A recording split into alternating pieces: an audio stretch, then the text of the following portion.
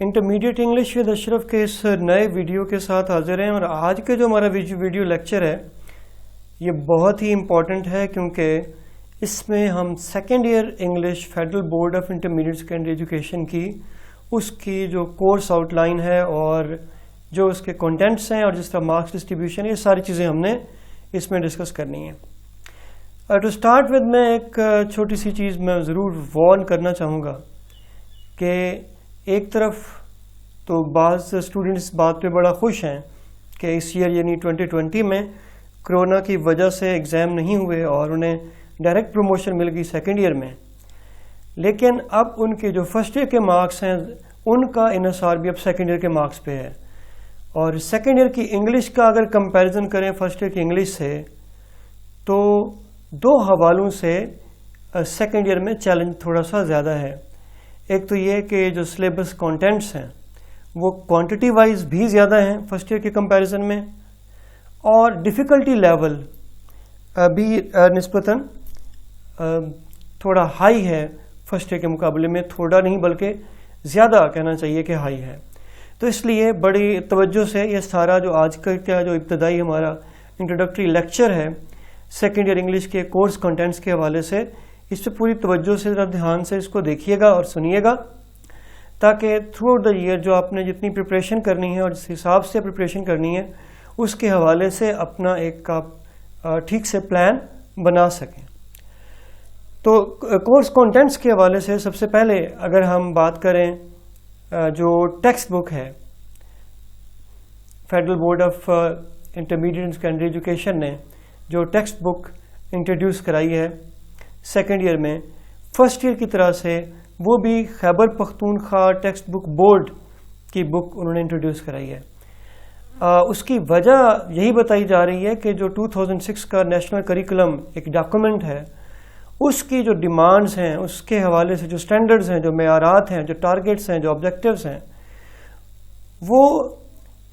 ان کو سامنے رکھتے ہوئے ان بکس کو ایکچولی ڈیزائن کیا گیا ہے۔ اب یہ کتنا صحیح ہے اور کتنا واقعی یہ معیاری ٹیکسٹ بکس ہیں، یہ تو بہرحال کوشچن ہے جس پہ ڈفرینٹ آنسر اس کے ہو سکتے ہیں، لیکن فی الحال اسٹوڈنٹس کے لیے ظاہر ہے انہیں انہی بکس کو پریپیئر کرنا ہے۔ اور جہاں تک اور بہت ساری ڈیمانڈز ہیں 2006 کے کریکولم کی، وہاں پہ ایک ٹارگٹ یہ بھی تھا کہ بہت عرصہ دراز سے ایک روایتی جو طریقہ تدریس ہمارے ہاں چلا رہا ہے، اور روایتی طریقہ ہے جو آزمائش ہے، جو ایگزام سسٹم ہے وہ چلا آ رہا ہے، جس میں زیادہ تر جو ٹیسٹ ہوتا ہے اسٹوڈنٹس کی وہ میموری کا ٹیسٹ ہوتا ہے، روٹ لرننگ پہ فوکس زیادہ ہوتا ہے۔ تو اس لیے اس بات کی ضرورت کو محسوس کیا گیا کہ جو انٹرنیشنل سٹینڈرڈز ہیں ان معیارات کو دیکھا جائے، اور صرف نالج بیس جو ہے وہ ٹیسٹنگ نہ ہو، بلکہ ایجوکیشن اور ٹیسٹنگ اس طرح کی ہو کہ تمام جو لیولز ہیں، جو ٹیکسونومی آف آبجیکٹیوز ہے بہت مشہور، جس میں نالج ہے، انڈرسٹینڈنگ ہے، اپلیکیشن ہے، اور پھر سنتھسس ہے، انالیسس ہے، سنتھسس ہے، اور فائنلی ایویلیویشن ہے، اور پھر اب تو ایک قدم آگے کریشن بھی ہے۔ یہ ڈفرینٹ سٹیپس ہیں لرننگ کے اور لیولز ہیں، جن میں سے ہمارا جو ایجوکیشن سسٹم ہے وہ صرف ایک کو کیٹر کر رہا تھا پہلے کو، نالج کو، وہ بھی کسی حد تک روٹ لرننگ کی حد تک۔ تو اس لیے اب اس ٹیکسٹ بک کے اندر بھی جو کوشچنز ہیں ان کو بھی اسے ڈیزائن کیا گیا ہے، اور ایگزام کو بھی پیپر پیٹرن کو بھی ایسا بنانے کی ایک ایفرٹ کوشش کی گئی ہے کہ جس میں کم از کم جو 3 ڈومینز ہیں لرننگ کے،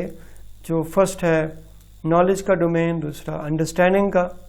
یا انٹرپریٹیشن کا، اور تیسرا اپلائنگ کا، اپلیکیشن کا۔ تو ان سب کو، ان 3 ایٹ لیسٹ لیولز ہیں، ان کو سٹینڈرڈز ہیں یا لیولز ہیں، ان کو کم از کم کیٹر کرنے کی ایک کوشش کی گئی ہے۔ اب اگین وہی بات ہے، کتنی کامیاب ہے یہ کوشش، یہ تو اگین ایک اوپن کوشچن ہے، اور یہ بک جو ہے اس کا ٹائٹل آپ کے سامنے ہے۔ اس بک کے اندر جس طرح سے جو چیپٹرز ہیں ان کو ڈیزائن کیا گیا ہے، وہ بھی پچھلی جو بک تھی اس سے کافی ڈفرینٹ ہے۔ اس کے اندر چیپٹرز کو یونٹس کو ڈیوائڈ کیا گیا. کچھ 7 یونٹس ہیں اور ہر یونٹ کے اندر 2 پروز کے پیسز ہیں. یعنی وہ کوئی ایسے ہو سکتا ہے, وہ کوئی بایوگرافی ہو سکتی ہے, وہ کوئی ہسٹوریکل ایونٹ ہو سکتا ہے, وہ کوئی اسپیچ کا ایکسٹریکٹ ہو سکتا ہے. ٹھیک ہے, وہ کسی کی جو سکسیس سٹوری ہے وہ ہو سکتی ہے, یا کوئی انفارمیٹیو پیس آف رائٹنگ وہ ہو سکتا ہے. تو یہ فرسٹ جو 2 پروز آئٹمز ہیں وہ اس طرح کے ہوتے ہیں. اور اس کے بعد اسی تھیم کی لائن میں فوکس ایک ہی تھیم پر ہوتا ہے. جو یونٹ کا, جیسے فرسٹ یونٹ ہے تو ویژن اینڈ مشن, یہی تھیم کیری کرے گا. پروز جو پیسز ہیں شروع کے وہ بھی, اور پوئم کے اندر بھی جو تیسرے نمبر پہ اس کے ساتھ پوئم اٹیچ ہوگی. تو اسی یونٹ کے اندر پھر 3 عام طور پہ 3 جہاں پہ یہ لٹریری آپ کہہ سکتے ہو کہ پیسز ہیں, تو 3 ہی ساتھ میں گرامر کے یا لینگویج سکلز کے جو کانسیپٹس ہیں اور خاصی ڈیٹیل کے ساتھ وہ بھی ایڈ کیے گئے ہیں. مثلاً اگر فرسٹ یونٹ کو آپ دیکھیں تو اس میں جہاں پہ دا fair well sermon first lesson ہے, پھر جناز ویژن دوسرا ہے, فرسٹ جو ہے آپ وسلم کی اسپیچ ہے لاسٹ جو آپ نے حجۃ الوداع کے موقع پر آپ نے خطبہ دیا, اور پھر 11 اگست کی تقریر ہے قائد اعظم محمد علی جناح کی پاکستان کے حوالے سے کہ کس طرح کا پاکستان وہ دیکھنا چاہتے ہیں. اور پھر بلیڈز آف گراس ایک پوئم ہے. تو یہ تینوں بظاہر ایک ہی اس کو لائن میں رکھا گیا ہے, تو ایک ہی یعنی تھیم سے کے ساتھ ان کو جوڑا گیا ہے. اور پھر پارٹس آف اسپیچ ہیں جو فرسٹ ایئر کے سلیبس میں ایکچولی ہیں, سیکنڈ ایئر میں پیپر پیٹرن کا پارٹ ایز سچ نہیں ہے, لیکن پھر بھی ان کی ریویژن کے بغیر ظاہر ہے باقی جو گرامر کے کانسیپٹس ہیں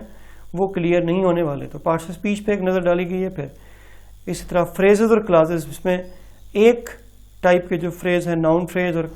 ناؤن کلاز, اس کے اوپر ڈسکشن کی گئی ہے. تو فرسٹ یونٹ کے اندر یہ جو لینگویج کے اور لٹریچر کے اور تھیمیٹیکل بھی اور لنگوسٹک بھی جو اسپیکٹس ہیں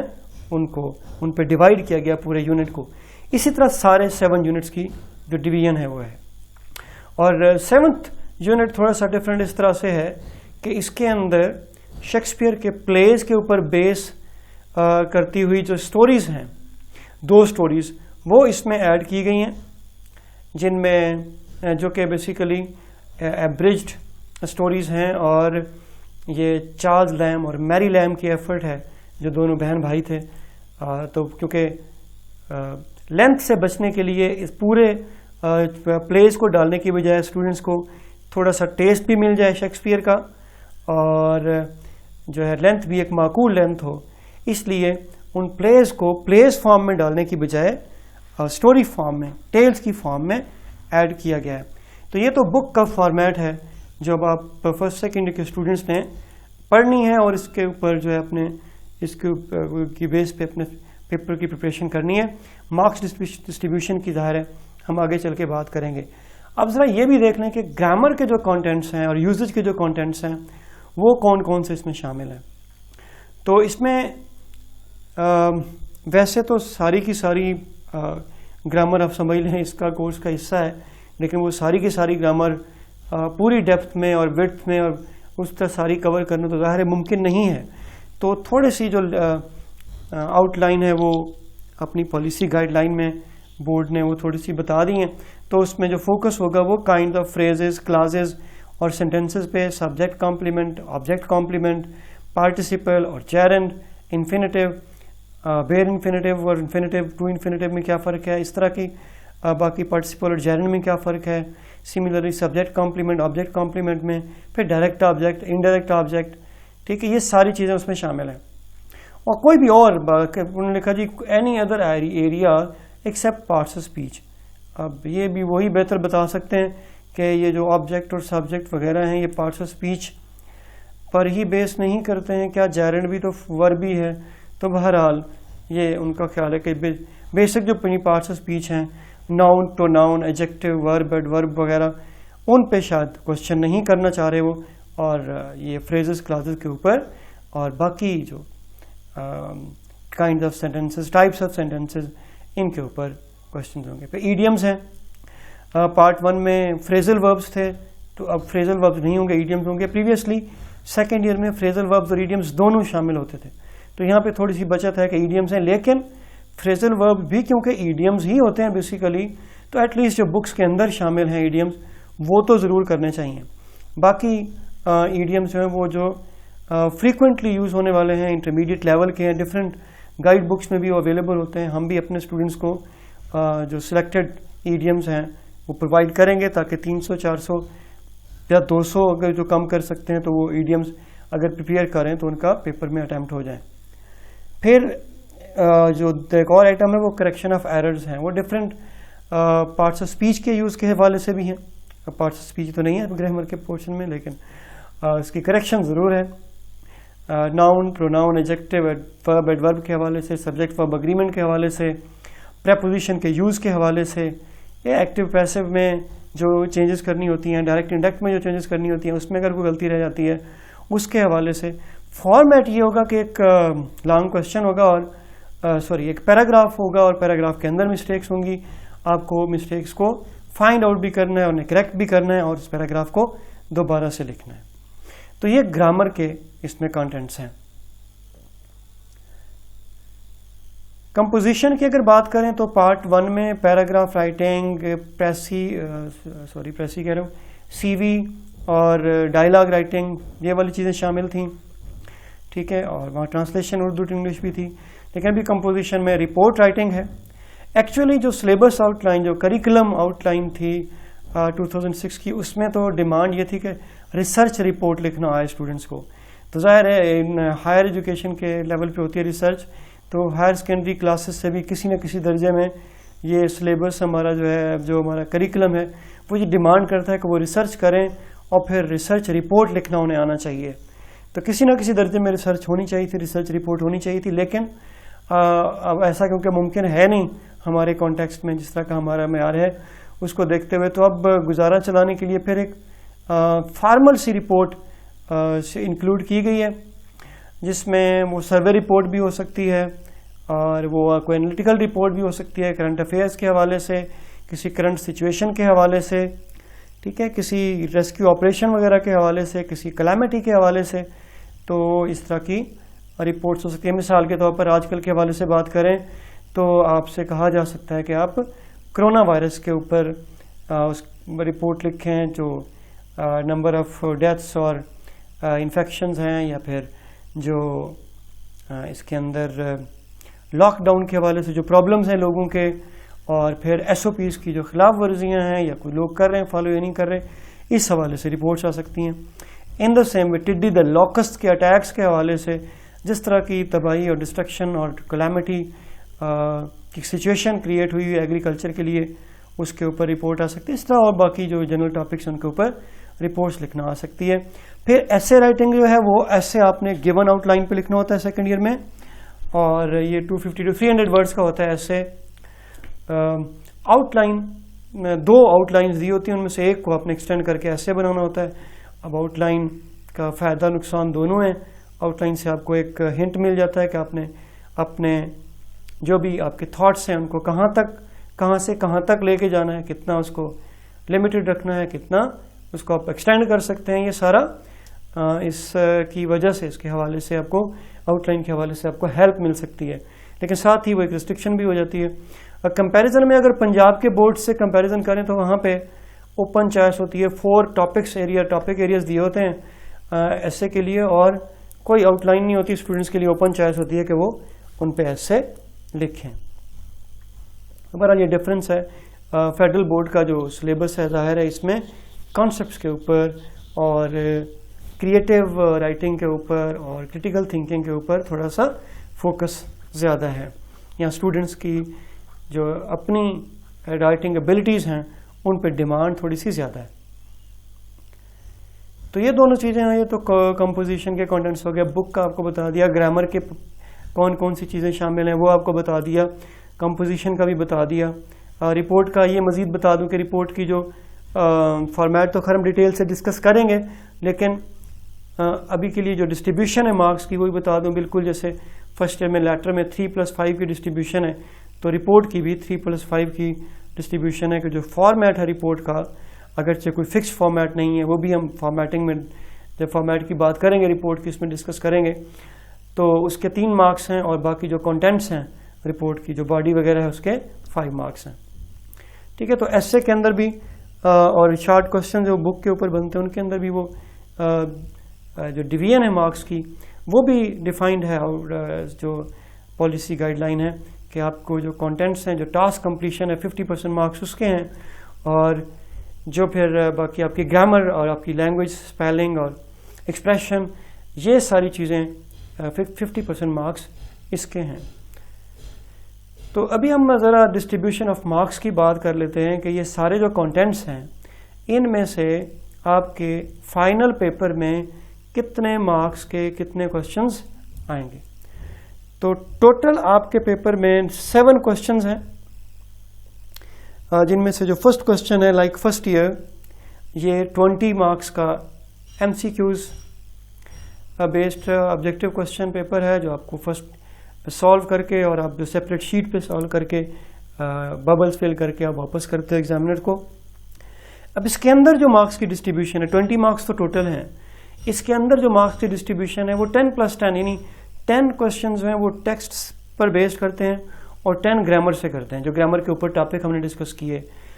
phrases, classes, kind of sentences, types of sentences, complement, object, indirect object وغیرہ وغیرہ، ان سب کے اوپر. ٹھیک ہے، اور 10 ٹیکسٹ میں سے ہیں، اور ٹیکسٹ والوں کے بھی آگے ڈویژن کی گئی ہے کہ لیسنز کے اندر سے 6 ٹیسٹ آئٹمز بنائے جائیں گے، یعنی پوئمز کے علاوہ جو لیسنز ہیں جو پروز آئٹمز ہیں ان میں سے پھر پوئم کے اوپر ایک آبجیکٹیو کوشچن آئے گا جو پوئمز شامل ہیں سلیبس کے اندر. جیسے میں نے آپ کو بتایا ہر یونٹ میں یونٹ 7 کو چھوڑ کے باقی 6 یونٹس میں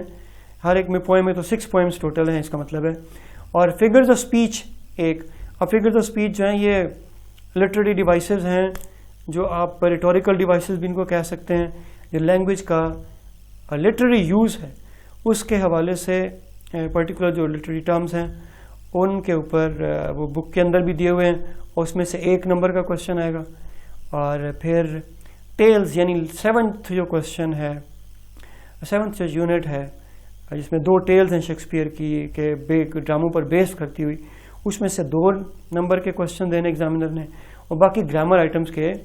10 کوشچن کل ملا کے یہ 20 مارکس کا آپ کا M C Qs type question ہو جاتا ہے. اس کے بعد کوشچن نمبر 2 کے 2 پارٹس ہیں، اے اور بی، جیسا کہ آپ کو یہ ٹیبل میں نظر آ رہا ہے. تو اے پارٹ میں آپ نے 5 out of 7 short question attempt کرنے ہوتے ہیں 40 to 50 ورڈز میں، جسٹ لائک فرسٹ ایئر. یہ بھی کہ آپ کو 7 کوشچنس ٹوٹل دیے ہوئے ہیں شارٹ کوشچن، آپ نے 5 اس میں سے کرنے ہیں. پہلے آپ کی جو چوائس تھی وہ لمیٹڈ تھی، کوشچن کے ساتھ اٹیچ ہوتی تھی، اب یہ اوپن چوائس ہے کہ 7 میں سے کوئی سے 5 آپ نے کرنے ہیں، اور ہر کوشچن جو ہے 40 to 50 ورڈز کا ہونا چاہیے. اور یہ ورڈز کی جو لمٹ ہے اس پر بھی اکثر کوشچن آتا ہے، میرے خیال میں یہ بعد میں تو ہم ایڈریس کریں گے. ابھی بھی میں تھوڑا سا بتا دوں کہ بہت سارے بچے اس حوالے سے اسٹوڈنٹس جو وہ کنفیوز ہوتے ہیں کہ 40 to 50 ورڈز کا کیا مطلب ہے،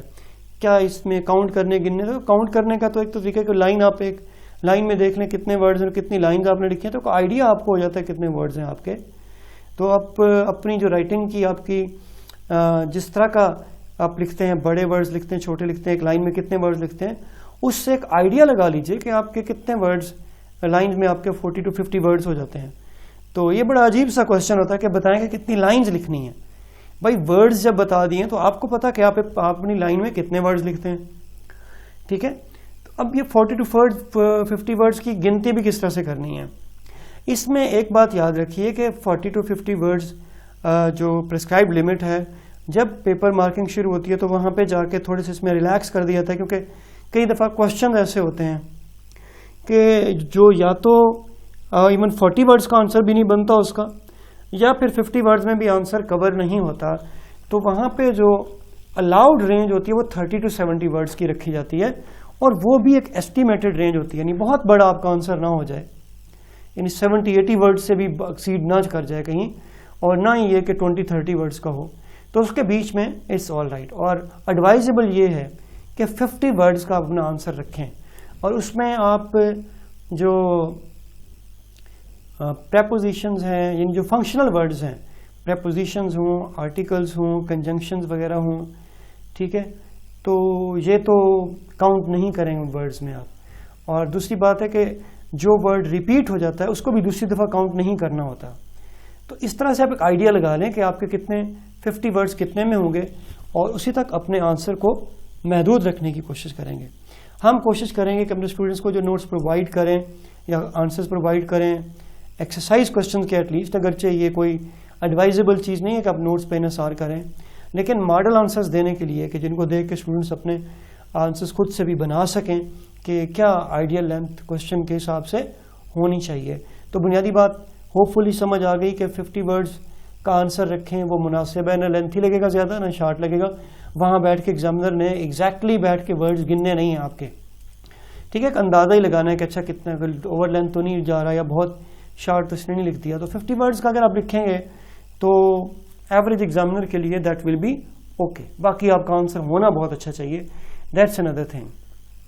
ٹھیک ہے، تو اس حوالے سے لینتھ کے حوالے سے بہت زیادہ کنفیوز یا پریشان ہونے کی ضرورت نہیں ہے. مختلف ٹیچر مختلف ایڈوائز کر رہے ہوتے ہیں کہ ایسے نمبر کٹ جائیں گے، ویسے نمبر کٹ جائیں گے. مارکس لینتھ کی وجہ سے، اوور لینتھ کی وجہ سے، شارٹ تو ہوگا تو ظاہر آنسر پورا ہی نہیں ہوگا،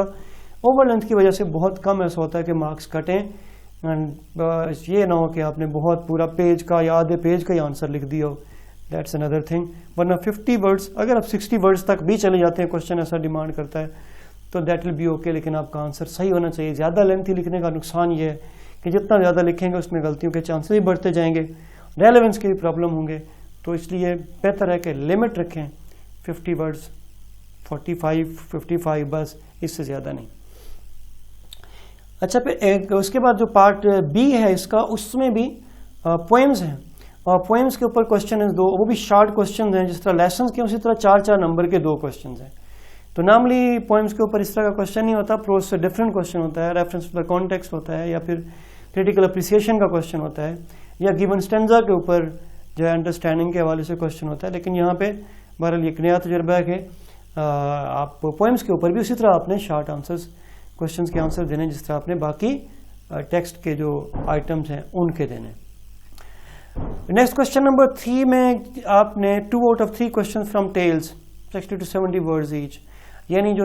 یونٹ نمبر 7 ہے آپ کی بک کا، جس میں شیکسپیئر کے 2 پلیز کے اوپر بیس کرتی ہوئی 2 ٹیلز ہیں، ایک مرچنٹ آف وینس اور دوسری کنگ لیئر. اس کے اوپر آپ کو 3 کوشچنز دیے ہوئے ہوں گے.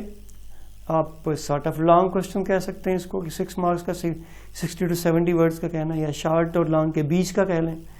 تو یہ شارٹ اور لانگ کے بیچ کا کوشچن ہی سمجھ لیں. تو یہ 2 کوشچن اس میں سے آپ نے اٹیمپٹ کرنے ہیں. اب یہ کوشچن جو اب آپ پلیس پڑھیں گے تو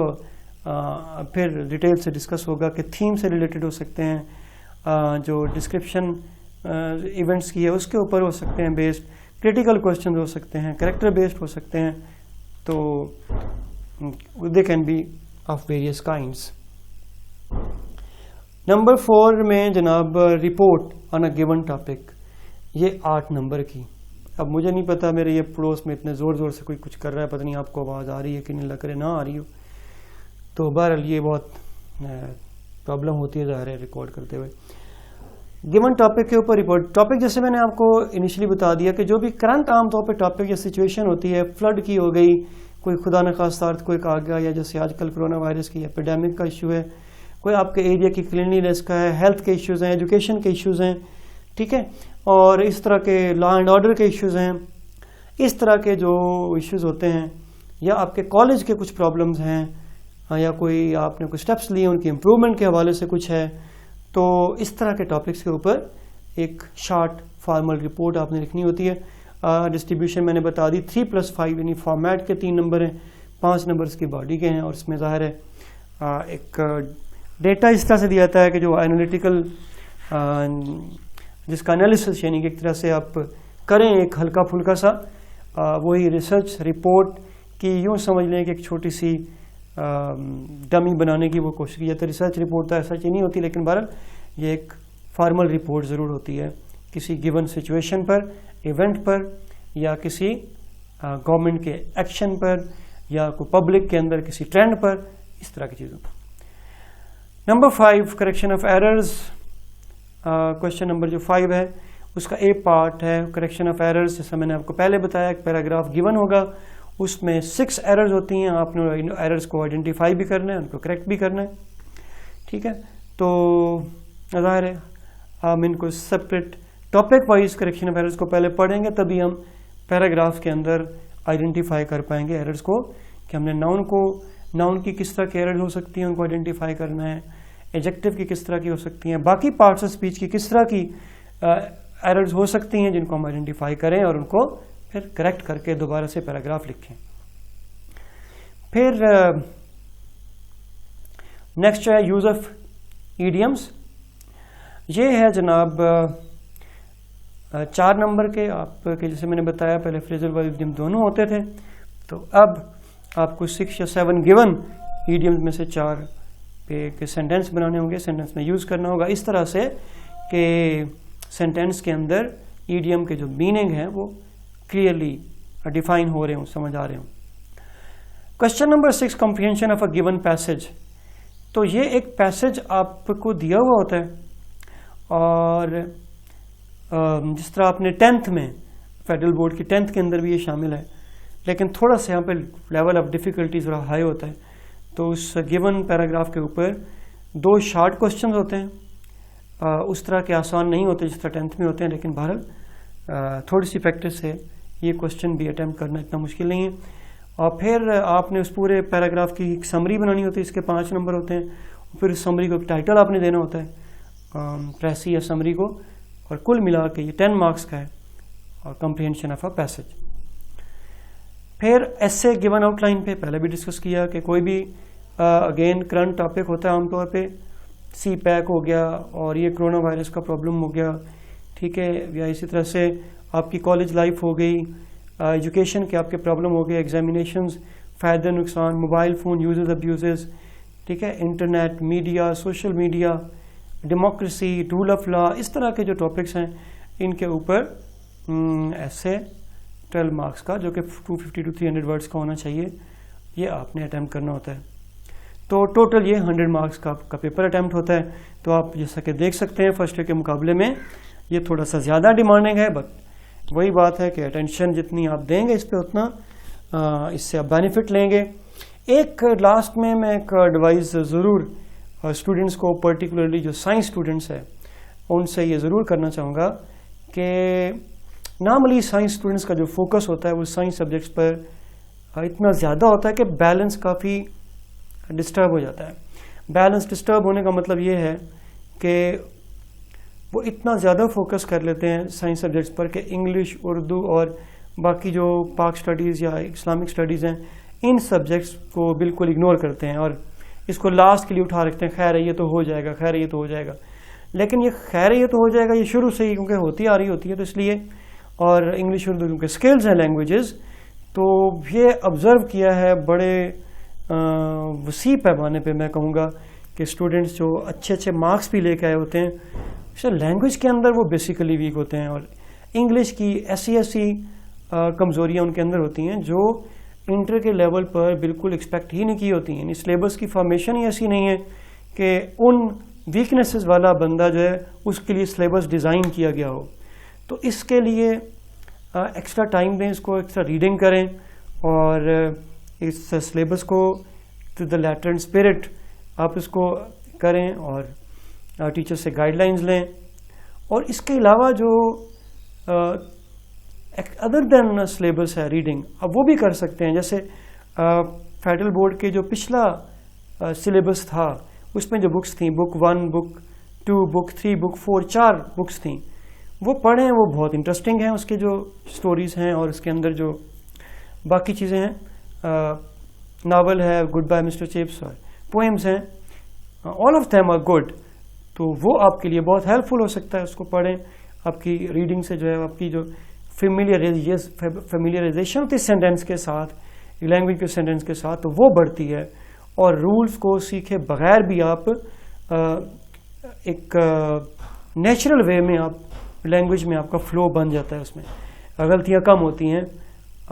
انکانشیسلی کم ہوتی ہیں مسٹیکس. ادروائز کیا ہوتا ہے کہ آپ ٹرانسلیٹ کر رہے ہوتے ہیں فرام اردو ٹو انگلش, اور دیر آر many ایریاز جہاں پہ اردو اور ہے اور چیز ہے اور انگلش بالکل ڈفرینٹ ہے، اور وہاں پہ بڑی آکورڈ سچویشن بن جاتی ہے. پھر آپ کے جو ٹینسز اور ٹرانسلیشن وغیرہ ہے اس کو بھی، اس کے حوالے سے بھی اٹس آلویز ایڈوائزیبل، اور میں ہمیشہ اسٹوڈنٹس کو ایڈوائز کرتا ہوں جو آپ کی 9th-10th کی جو گرامر کمپوزیشن کی بک ہے، that is a very good book. اس پہ اندر جو رولز اور ریگولیشن ایکٹیو پیسو کے ہیں، جو ٹرانسلیشن کے ایکسرسائزز ہیں، باقی جو بیسک کانسیپٹس ہیں گرامر کے، ان کو ضرور گو تھرو بھی کریں، اور بک کو ایک ریفرنس بک کی طرح سے رکھیں اپنے پاس، اس کو ضائع نہ کریں. تو گرامر کے لیے تو میں ٹیکسٹ بک تو آپ کو بتا دیا کہ آپ کون سی بک سے استفادہ کریں گے ٹیکسٹ بک کے حوالے سے،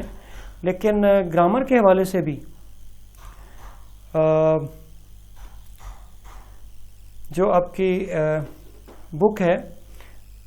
میں یہاں پہ اس کی پکچر دینا مجھے یاد ہی نہیں، میں پکچر دینی چاہیے تھی اس کی، جو ہائی اسکول انگلش گرامر ہے رینڈ مارٹن کی لکھی ہوئی، تو that is a good book. وہ آپ اس میں یوز کریں، اور بیسک کانسیپٹس میں بہت سارے کلیئر ہیں. باقی اور بھی بک سے ہیلپ لینی پڑتی ہے، اور ٹیچر سے تو گائیڈ آپ نے دینی ہی ہے. تو وہ ایک ریفرنس بک کے طور پر کہ کوئی بھی چیز آپ نے کسی بھی وقت چیک کرنی ہے، آپ اس میں چیک کر سکتے ہو، اور کافی اچھی انفارمیشن ہے اس کے اندر. تو اسی کے ساتھ wishing you all the best کہ سیکنڈ ایئر اللہ کرے آپ کے لیے زیادہ اچھا ثابت ہو، اور آپ نارمل طریقے سے سیکنڈ ایئر کا ایگزام دے بھی سکیں، اور یہ جو لاس آپ کی طرف سے ہوا ہے فرسٹ ایئر کا ایگزام نہ دے سکنے کی وجہ سے، سیکنڈ ایئر میں آ کے آپ کا یہ جو لاس کا ایک خطرہ ہے وہ دور ہو جائے، اور سیکنڈ ایئر میں آپ بہتر پرفارم کریں، اور فرسٹ ایئر سے کے مقابلے میں اچھے مارکس بھی لیں، اور آگے کسی اچھی یونیورسٹی کے لیے آپ کوالیفائی بھی کر سکیں. اس کے لیے ضروری ہے، میں نے کہا جہاں باقی سبجیکٹ جس سبجیکٹ کی بیس پہ آپ کا ایڈمیشن ہوتا ہے، اس کے ساتھ انگلش تو کی جو پروفیشنسی آپ کی وہ تقریباً ہر جگہ ڈسائسو فیکٹر بن جاتی ہے، چاہے آپ کے یونیورسٹی ایڈمیشنز ہیں، یا چاہے آپ کے جو جاب اب کے لیے آپ کو اپلائی کرتے ہیں، آپ وہاں پہ آپ کے ٹیسٹ انٹرویوز وغیرہ ہوتے ہیں. تو English is going to be decisive. تو you also have to take a decision about focusing on English at least as intensely as you are focusing on other subjects, science subjects for example. So all the best. Next lecture کے ساتھ پھر سے ملاقات ہوگی. تب تک کے لیے اللہ حافظ. Take care.